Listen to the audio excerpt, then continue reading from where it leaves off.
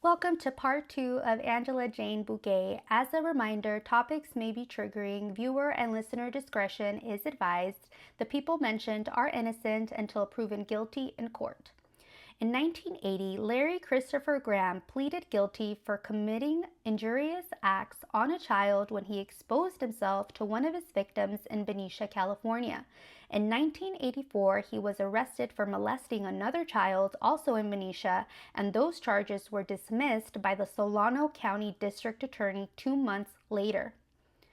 Cellmark Diagnostic Laboratory compared Larry's blood with semen taken from Angela's body that was frozen for 12 years, and it was a match. On the sixth day of Larry Christopher's preliminary hearing of his trial in April of 1999, William Bledsoe testified against him. William was serving time in jail where he was sitting for spousal abuse and robbery charges. He told the court that although Larry Christopher knew that it was his DNA they found, he was not worried about the DNA evidence against him, alleging it was probably degraded after so many years and mishandled. William Bledsoe also believed that Larry Christopher was responsible for Amber Schwartz Garcia's death. William's stepmother was related to Amber. I previously covered Amber's case, and her body has never been found. During his trial on March 19, 1999, two relatives testified that Larry Christopher had molested them as kids. In 1983, two young sisters told the Brentwood police that they were being molested by their grandfather, Gary Graham. At Larry's trial, they testified that their uncle Larry was doing the same thing to them. One of the sisters testified that when she was in the first grade during a sleepover at Theo Creepy's house, Larry's house, he came out of his bedroom wrapped in a blanket and molested her. The other sister recalls Uncle Creepy saying, and I quote, "Who wants candy? If you want candy, you have to follow me," unquote. She followed him to the bathroom where he exposed himself to her.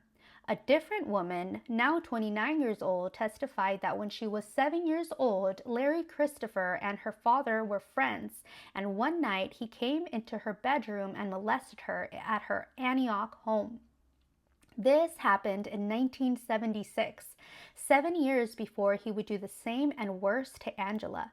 Thankfully, the girl's dad and Larry's coworker threw El Miserable out of his house and called the police.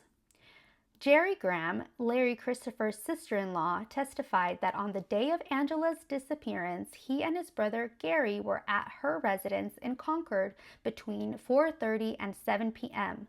The brothers left to go to Antioch. Angela disappeared approximately at 5 p.m.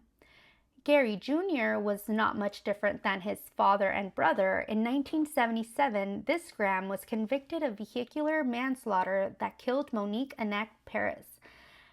In 1990, he was convicted for possession of a firearm, cocaine, and marijuana. In 1981, he was charged for indecent exposure after he masturbated in front of a child in Benicia.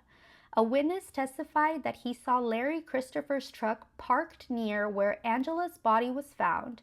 He was driving home on November 19th of 1983 at around 6 p.m. and saw Larry Christopher's white truck parked at James Donlin and Concha Loma Boulevards near the San Joaquin River.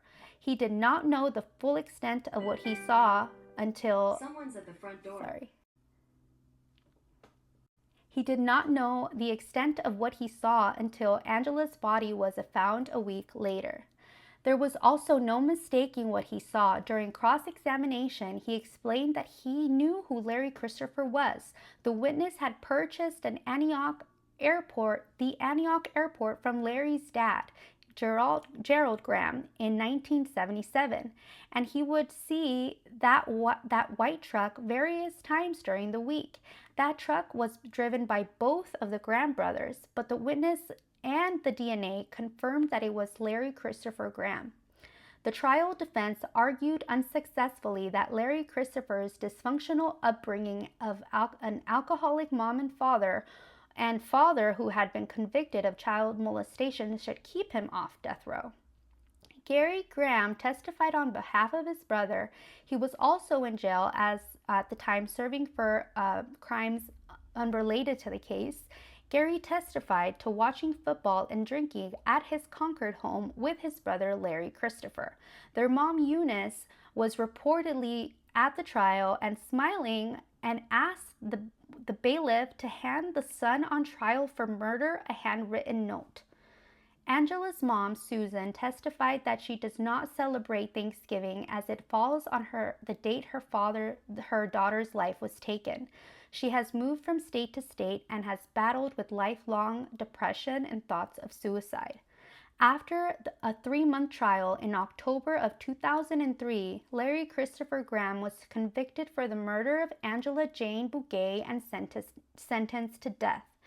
After the jury found him guilty and recommended the death penalty, they went as a group to pay their respects to Angela's grave. Not only did they gift Angela justice, but they also adorned her grave with flowers and a teddy bear.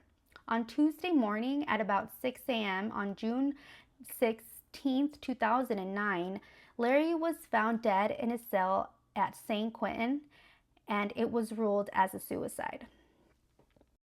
We've reached to the end of today's episode. Thank you so much for coming down the rabbit hole where I currently live.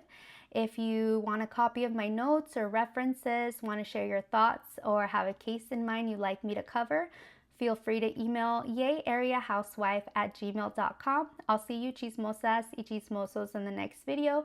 Be sure to follow me on all other platforms, YouTube, Spotify. I'm working on Apple Podcasts now as well, to catch those episodes there. I'll see you chismosas y chismosos in the next one. Bye.